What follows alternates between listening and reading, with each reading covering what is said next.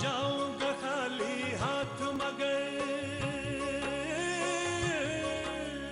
जाऊंगा खाली हाथ मगर ये दर्द साथ ही जाएगा। जाने किस दिन हिंदुस्तां आजाद वतन कहलाएगा। बिस्मिल कहते हैं हिंदू हूँ, फिर आऊंगा फिर आऊंगा, फिर आके भारत माँ तुझको आजाद कराऊंगा। जी करता है मैं भी कह दूं, पर मजहब से बंध जाता हूँ। मुसलमान हूँ, पुनर्जन्म की बात नहीं कर पाता हूँ। खुदा अगर मिल गया कहीं अपनी झोली फैला दूंगा। जन्नत के बदले उससे मैं पुनर्जन्म ही मांगूंगा। माफ कीजिएगा, मैंने आपको पहचाना नहीं। अरे भाई, आप अशफाकुल्लाह खान यानी अच्छू मियाँ? वजह फरमाया, लेकिन आप? और मैं आपके दर्जा 4 तक हम जमात सैयद हबीब अहमद खान। सही पहचाना मियाँ। भैया, लल्लू खां का 5 साल का बच्चा एक पलंग पर और 4 साल की लड़की दूसरे पलंग पर। कमबख्तों ने लिहाफ से निकालकर ठंडे बर्फीले फर्श पर खड़ा कर दिया। हाय हाय, क्या क्या बिपताएं बीती हैं बहन तुम्हारे इस घर के ऊपर। अच्छा हाँ, पिछली मुलाकात में तुमने बताया था कि दिल्ली पहुंचकर अशफाक अनजाने में जाल में फंस गया। यानी उसके बचपन के दोस्त पठान ने उसे धोखा देकर पकड़वाने का प्लान बनाया और उसका असल मकसद उसके बाद का था। हाँ, मुझे लगता है कि इस मामले में अशफाक के दोस्त सैयद हबीब अहमद से ज्यादा शातिराना काम उसके अब्बा मतलब मुश्ताक अहमद ने किया। वो आदमी बहुत तेज था, शातिर था, पुलिस का चापलूस था और मौका परस्त भी था। हबीब मियाँ, ये समझ कब आएगी? अरे गैर जिम्मेदारियां मुझे किस कदर परेशान कर रही हैं, इसका अंदाजा है तुम्हें? जी, मुझे भी अफसोस है कि मेरी गलती की। गलती? इसे गलती नहीं कहा जा सकता। तुम्हें खबर नहीं है कि अभी सरकार ने तुम्हें सिर्फ सस्पेंड किया है। कल मुकदमा भी कायम कर सकती है, परसों जेल हो सकती है, समझे? अब्बा, मैं वाकई में शर्मिंदा हूँ। आज दोपहर में जिसे घर एक जिम्मेदार सरकारी ओहदेदार के घर में ले आने की कितनी बड़ी गलती तुमने की, इसका इल्म है तुम्हें? मैं कुछ समझा नहीं। समझ में तो तब आएगा जब खोपड़ी में अकल होगी। तुम्हारी खोपड़ी में अकल नहीं, गोबर भरा हुआ है। किसे घर लेकर आए थे? अब मेरा दोस्त हम जमात हम वतन मुझे दफ्तर के बाहर मिल गया सुबह। लेकिन जो उसने कांड किया है उसके बारे में इल्म है? क्या किया है उसने? वो एक खतरनाक मुजरिम है। सरकारी खजाने पर डाका डाला है उसने। पुलिस और खुफिया पुलिस पूरे 1 साल से दर बदर तलाश कर रही है। वो एक इनामी बदमाश है, पूरे 2000 का इनाम है उसके सर पर। अगर कल पुलिस वालों को पता लग गया कि हम देश के गद्दार को अपने घर में दावत पर बुला रहे हैं तो मुझे जेल में ही मिलना फिर। या मेरे अल्लाह, बाप ये सब क्या कह रहे हैं? जो सच है वही कह रहा हूं। अगर तुम अपनी नौकरी बहाल करना चाहते हो, सरकार के वफादार कहलाना चाहते हो, तो जैसा मैं कह रहा हूं उस पर अमल करो। जी फरमाइए, मैं हाजिर हूं। तो मेरी बात कान खोलकर सुनो। अशफाकुल्लाह खान का तुम्हारे पास पता ठिकाना तो है ना? जी हाँ, मेरे पास पूरा पता नोट है। शुक्र है अल्लाह का, तुमने एक अकलमंदी का काम किया। मेरी बात गौर से सुनो, बैठो।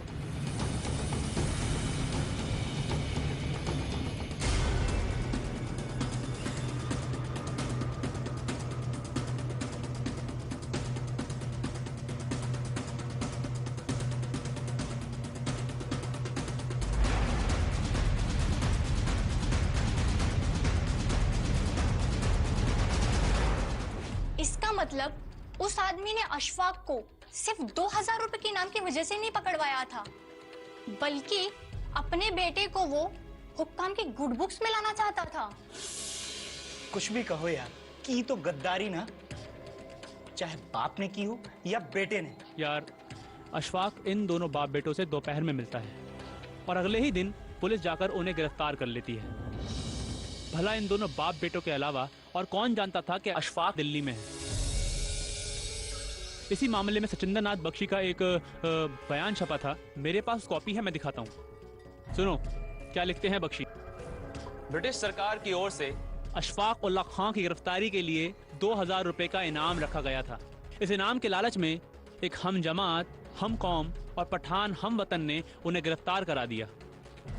अशफाक उल्ला खां को इस बात पर पूरा विश्वास था कि हम जमात की गद्दारी की वजह से ही उनकी गिरफ्तारी हुई।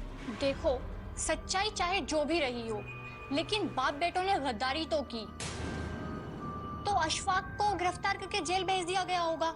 उनकी गिरफ्तारी की खबर बजरिया टेलीग्राम उनके बड़े भाई शफा उल्ला खां को मिली।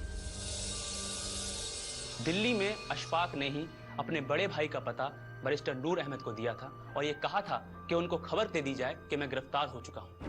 जरा सुनिए बेटा। जी अम्मा जी। हाँ, अब तुम्हारा खाना तैयार हो गया है? जी अम्मा जी। नूर मियाँ आ गए? बस ये आने वाले हैं। अच्छा, तो जैसे ही आ जाए उनको बहुत अच्छे से खाना खिला देना और मैं अब जरा सोने जा रही हूँ। ठीक है। हाँ, तो जब आएंगे तो मुझे पता कर देना। जी अम्मा।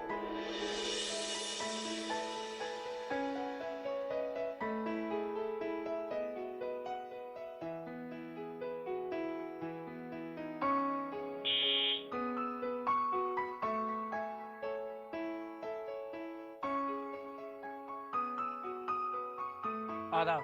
आदाब।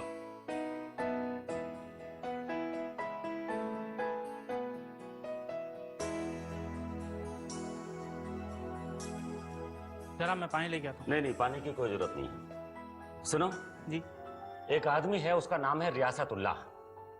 उसे टेलीग्राम करना है और लिखवाना है कि फौरन से पेशतर मुझसे मिले। जनाब पता है शाहजहांपुर, समझे? जी। जाओ।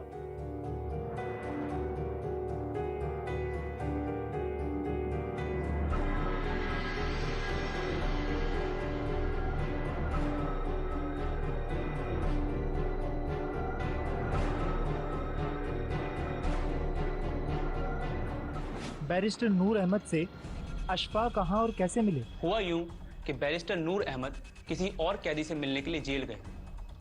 वहां जेलर से बातचीत के दौरान काकोरी रेल डकैती के अहम तरीन मुजरिम अशफाक उल्ला खां की गिरफ्तारी का जिक्र आया, तो वो उनसे मिलने के लिए वहां चले गए।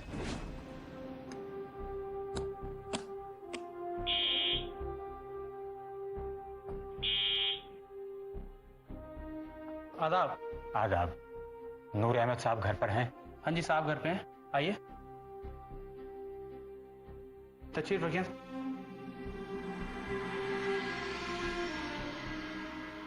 साहब से क्या कहूँ?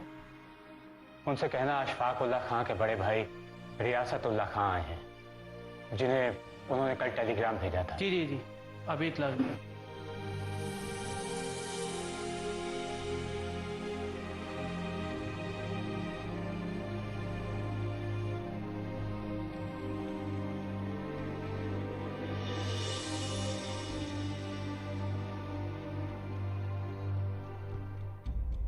शुक्रिया।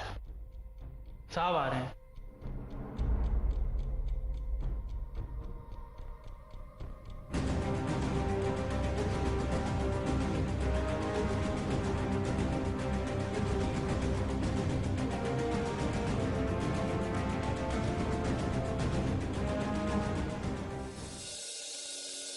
वाह वाह वाह वाह।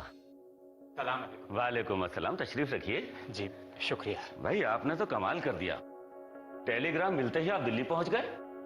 जी मामला ही ऐसा था, जैसे ही आपका टेलीग्राम मिला घर में सबकी नींद और भूख प्यास सब गायब हो गई। मैं फौरन यहाँ के लिए रवाना हो गया। इस कदर परेशान होने की जरूरत नहीं है। अशफाक पर इल्जाम लगा है ना, जुर्म तो साबित नहीं हुआ है। आप फिक्र न कीजिए। आपके होते हुए फिक्र की क्या बात है? अगर अशफाक को दिल्ली में रखा गया और उन पर यही मुकदमा चला तो उनका केस आप ही लड़ेंगे, ये तय है।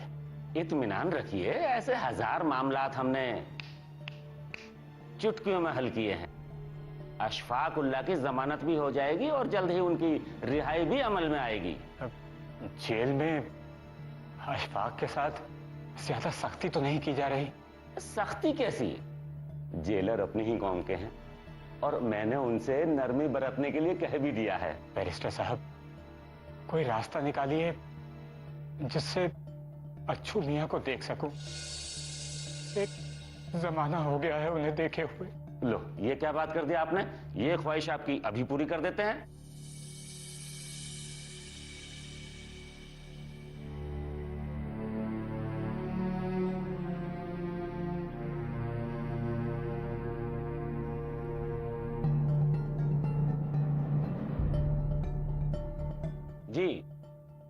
जी गुड मॉर्निंग भाई, मैं बैरिस्टर नूर अहमद बोल रहा हूं। बराए मेहरबानी अर्जेंट कॉल लगाकर सेंट्रल जेल के जेलर जिलानी साहब से बात करा दीजिए। जी क्या फरमाया? अच्छा, फोन ना रखूं? हाँ, अर्जेंट कॉल है। जी जी जी जी, मैं फोन होल्ड करता हूं। भाई, अब आप इतनी दूर से परेशानी में आए हैं, इसलिए मैंने सोचा कि अर्जेंट कॉल लगवाई जाए और आपसे बात कराई जाए। जी शुक्रिया। जी क्या फरमाया? अच्छा अच्छा, लाइन आप दे रहे हैं सेंट्रल जेल में? जी जी जी जी, शुक्रिया शुक्रिया जी। हेलो हेलो जिलानी साहब, जिलानी साहब, मैं बैरिस्टर नूर अहमद बोल रहा हूं। जी हाँ, अल्लाह का शुक्र है। भाई, मैं ये अर्ज कर रहा था कि मेरे सामने अशफाक उल्लाह के भाई परेशान हाल बैठे हुए हैं। आप इनकी मुलाकात अशफाक उल्लाह से करवा दें। जी ठीक है जी, ये 3 बजे तक आ जाएंगे। जी जी जी, शुक्रिया शुक्रिया, खुदा हाफिज। देखा आपने हमारे मरासिम और ताल्लुकात, आपकी मुलाकात का इंतजाम हमने करवा दिया है। जी, आपके एहसानात का बदला तो अल्लाह ही अदा करेगा। मैं तो ठीक है ठीक है ठीक है, मुझे 3 बजे कोर्ट पहुंचना है। आज 1 दर्जन से ज्यादा केस पड़े हैं हाई कोर्ट में। आप 3 बजे से पहले जेल जाकर मेरा नाम लेकर मुलाकात कर लें और मेरा हवाला देकर आप बात भी कर सकते हैं। जी शुक्रिया, मैं इजाजत चाहता हूँ। जी, खुदा हाफिज। खुदा हाफिज।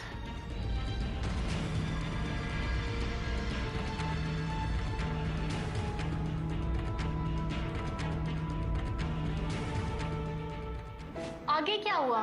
बोलना भाई। रियासतुल्लाह खुश थे कि ऊपर वाला उन पर मेहरबान होता जा रहा है। अशफाक उल्लाह से मिलने के रास्ते खुद ब खुद खुलते जा रहे हैं और वो अशफाक उल्लाह से मिलने जा पहुंचे जेल।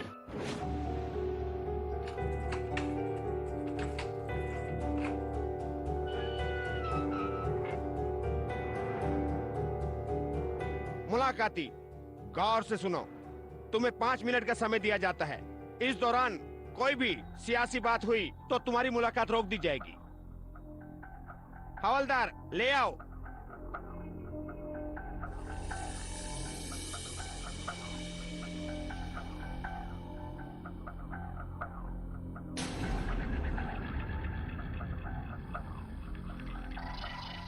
सलाम वालेकुम। वालेकुम अस्सलाम अच्छू मियां। आने में कोई परेशानी तो नहीं हुई और घर में सब खैरियत? करम है परवरदिगार का, शुक्र है अल्लाह का। तुम्हारी परेशानी के सिवा सब खैर आफियत है। और दिल्ली कब आना हुआ? सुबह सवेरे पहुंच गया था। अच्छा। 9:30 बजे बैरिस्टर नूर अहमद से मिल लिया। उन्होंने जेलर साहब को टेलीफोन करके मुलाकात का बंदोबस्त करवा दिया। 1 घंटा पहले ही यहां पहुंचा था। जेलर ने दरखास्त मांगी, मुलाकात की। मैंने 4 आने अदा करके पक्की दरखास्त बनाई और यूं तुम तक पहुंचा। अच्छू मियां, तुम ठीक तो हो ना? तुम्हें यूं देखकर बहुत तकलीफ हो रही है। तकलीफ? वो भला क्यों? अपना हुलिया तो देखो।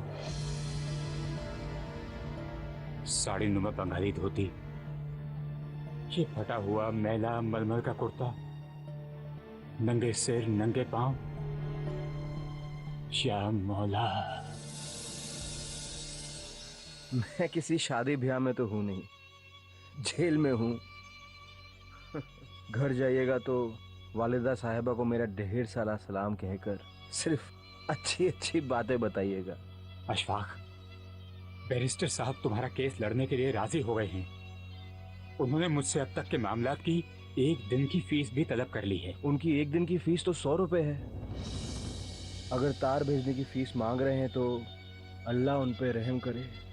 हाँ, तार भेजने के अखराजात उन्हें अदा कर देना। अगर वो तुम्हारा केस लड़ते हैं तो उनकी ये फीस जायज है। वो मेरा मुकदमा कैसे लड़ सकते हैं? मैं तो पुलिस के रिमांड में हूँ। आजकल में मजिस्ट्रेट के सामने पेशी होने के बाद मुझे लखनऊ भेज दिया जाएगा। हाँ, अगर मेरा मुकदमा यहाँ होता तो बात अलग होती, लेकिन वो तो मुमकिन ही नहीं है। अशफाक, तुम्हें किसी तरह की परेशानी हो तो फौरन बता दो। गिरफ्तारी के वक्त उन्हें मेरे कब्जे में मेरी एक तस्वीर मिली थी। हाँ? जो वो मेरी शनाख्त में इस्तेमाल कर सकते हैं। हाँ? मैंने उन्हें कहा भी था कि मेरी तस्वीर फाड़ दी जाए, लेकिन उन्होंने मेरी बात अनसुनी कर दी। मैंने आपको ताकीद की थी कि कोई सियासी बात ना की जाए। भाई, अगर तुम हिंदुस्तानी हो और हिंदुस्तान से जरा भी मोहब्बत करते हो तो मुझे ये चीज बताइए कि तस्वीर फाड़ने में सियासी बात कहाँ से आ गई? आप मुझसे बहस नहीं कर सकते, वरना मुलाकाती को मैं दफा कर सकता हूँ। हाँ, मैं जानता हूँ कि जवानी में खून ज्यादा गर्म होता है, लेकिन हमने ऐसा कुछ भी नहीं किया जिसकी वजह से आप हमें गर्मी दिखाएं। देखो भाई, मैं पहले ही बहुत ज्यादा परेशान हूँ, तो मुझे और परेशान मत करो।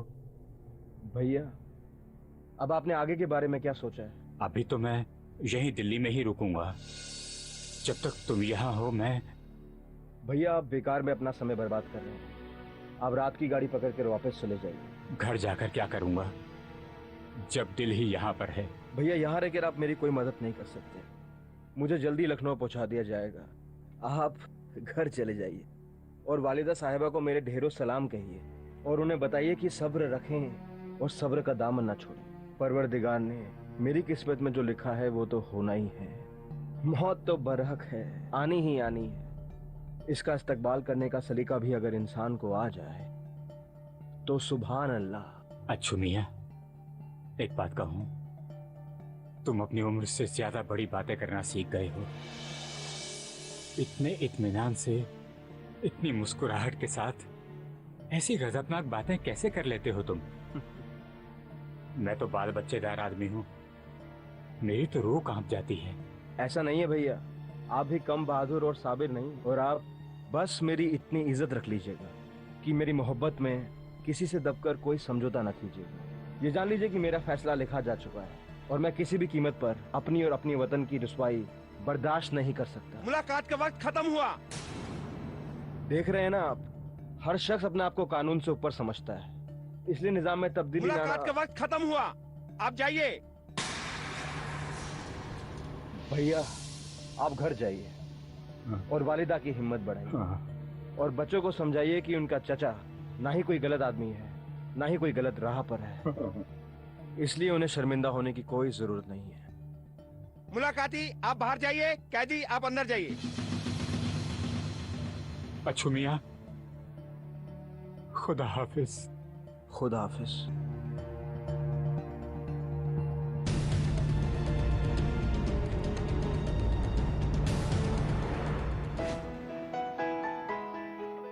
भाई, मैं इनकलाबियों के जज्बे को सल्यूट करती हूँ। चाहे भगत सिंह हो, मंगल पांडे, चंद्रशेखर आजाद या फिर राम प्रसाद बिस्मिल और न जाने हजारों लाखों ऐसे हीरो हुए हैं जिनकी कुर्बानियों की वजह से आज हम आजाद हवा में सांस ले रहे हैं। ये लोग कुछ और ही मिट्टी के बने हुए थे, जो जिंदगी से खेलते रहे और मौत से मजे लेते रहे।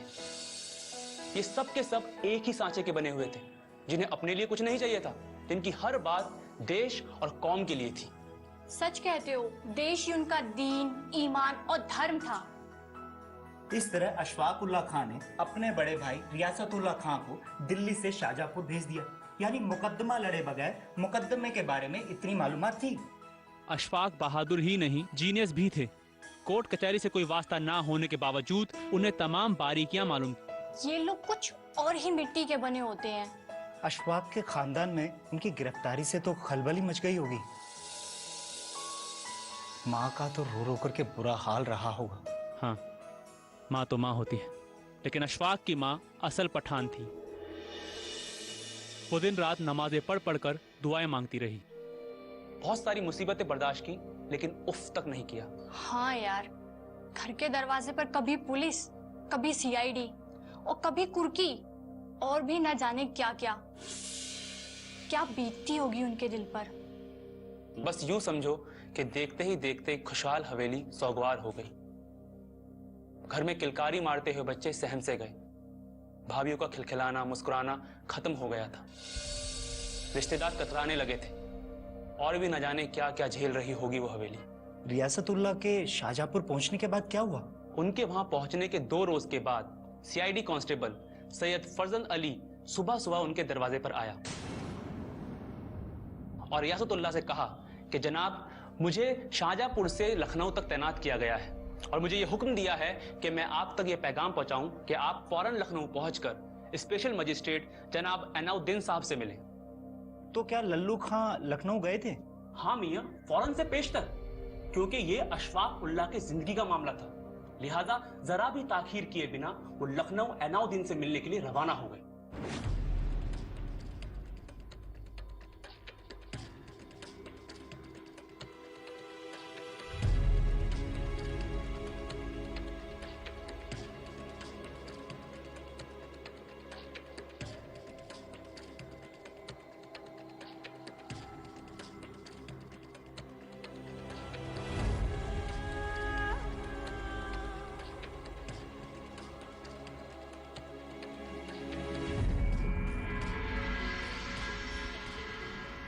जी कहिए।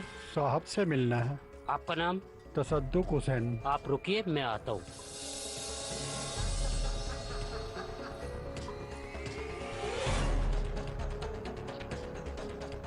सलाम साहब, तसद्दुक हुसैन आपसे मिलना चाहते हैं। उनसे कहिए तशरीफ ले आए। जी जनाब।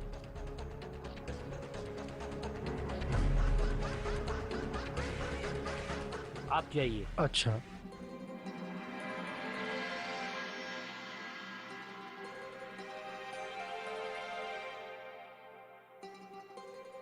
अस्सलाम वालेकुम। वालेकुम अस्सलाम। आप लोग खड़े क्यों हैं? तशरीफ रखिए। शुक्रिया। अरे भाई शरबती। जी जनाब। जरा शरबत लेकर आओ। अच्छा जनाब। आपका हुक्म मिला और मैं उल्टे पांव दौड़ा चला आया। चूंकि आपसे हमारे पुराने मरासिम हैं, लिहाजा ऐनुद्दीन साहब चाहते हैं कि अशफाक उल्लाह का मामला तूल पकड़ने से पहले कमजोर हो जाए।